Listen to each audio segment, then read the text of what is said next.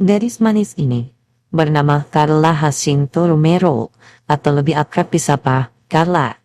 Usianya baru 12 tahun di tahun 2002. Gadis ini diketahui tinggal di sebuah pemukiman kecil di kawasan Tenancingo, Meksiko. Carla mengatakan bahwa keluarganya bermasalah. Ibunya tidak memperdulikannya dan membuangnya ke jalanan. Selain itu, dia telah menjadi korban pelecehan seksual sejak usia 5 tahun oleh kerabatnya sendiri. Di saat Carla berusia 12 tahun dan tengah memasuki dunia remaja, ia dibujuk rayu oleh seorang pria yang berusia 22 tahun yang diketahui 10 tahun lebih tua dari dirinya. Ketika itu, sang pria memberikannya iming-iming sebuah mobil mewah dan kehidupan yang jauh lebih baik. Carla pun akhirnya termakan bujuk rayu sang pria. Apalagi ketika itu, kebenciannya kepada sang ibu tengah dalam kondisi yang sangat memuncak. Diketahui, pada hari-hari sebelumnya, Carla sempat dikunci di luar rumah oleh ibunya sendiri, lantaran ia terlambat pulang ke rumah. Sehari setelah kejadian tersebut, Carla lalu pergi dengan pria itu. Ia kemudian tinggal bersama dengan sang pria selama 3 bulan lamanya. Menurut Carla, kala itu sang pria memperlakukannya dengan sangat baik. Itu terlihat dari sikap dan tindakannya yang membelikan Carla pakaian, sepatu, bunga, dan juga coklat. Menurut Carla yang saat itu baru berusia 12 tahun, hal tersebut sangatlah indah baginya.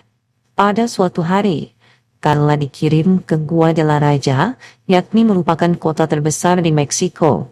Di sana, ternyata gadis manis itu hendak dijadikan pekerja untuk melayani para pria hidung belah. Tapi rupanya, Carla tidak sendirian di sana. Ia melakukan pekerjaan yang tidak ia inginkan tersebut bersama dengan beberapa korban yang bernasib sama dengannya. Ya, pada saat itu, Carla bekerja di bidang prostitusi, pekerjaan yang tidak seharusnya ia lakukan.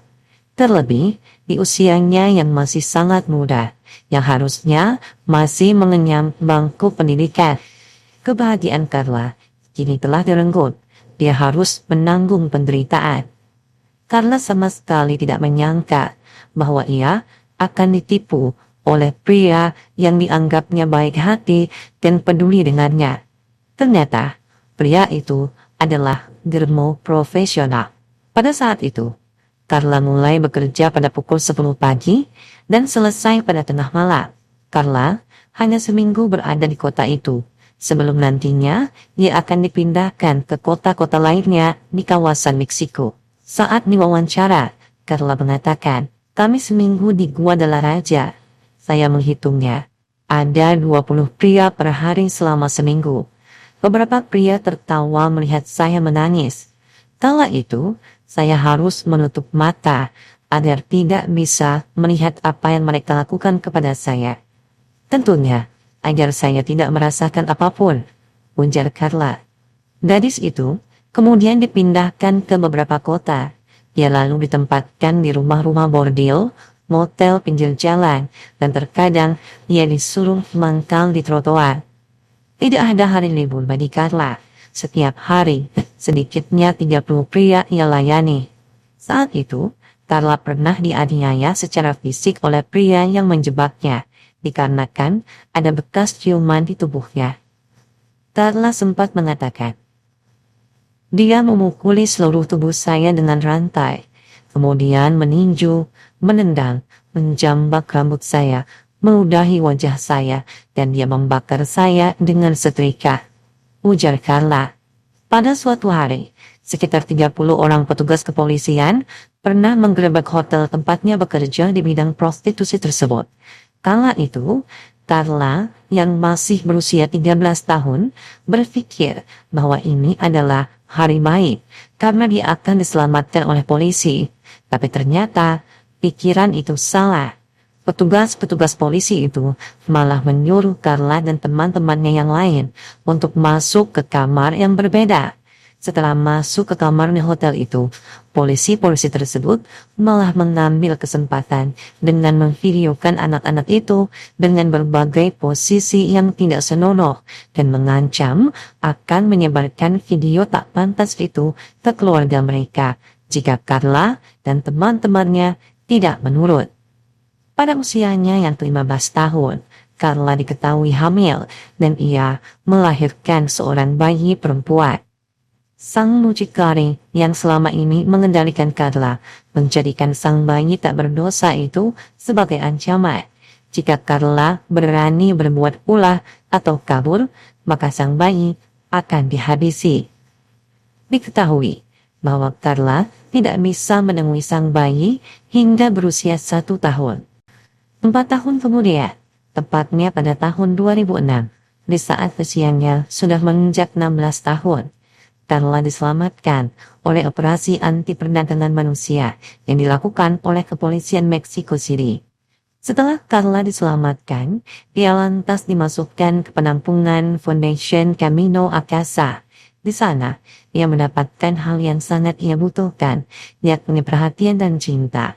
Di tempat barunya itu, Carla bisa kembali memulihkan traumanya dan menyatukan kembali kepingan-kepingan hidupnya yang telah rusak selama 4 tahun itu. Carla mengatakan kepada CNN bahwa menurut perhitungan kasarnya, ia telah 43.200 kali dirudak paksa oleh pria hidung belah.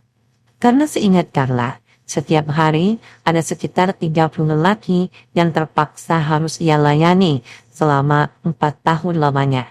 Maka keluarlah angka mencengangkan tersebut. Pada tahun 2016 yang lalu, di saat usianya telah menginjak 22 tahun, Carla mulai memberanikan diri untuk tampil dan menyuarakan kebenaran ini.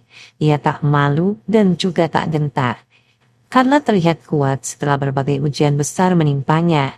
Kini, wanita cantik itu telah menjadi aktivis anti perdagangan manusia, suatu hal yang patut kita apresiasi.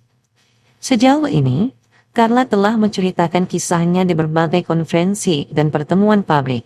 Salah satunya, dia pernah menceritakan pengalamannya ini kepada Paus Franciscus saat mengunjungi Vatikan dan kepada Kongres Amerika Serikat. Pengakuan Carla ini akan menjadi dasar dari undang-undang di Amerika yang memungkinkan aparat membagi informasi soal pelaku kejahatan seksual terhadap anak asal Amerika kepada berbagai negara.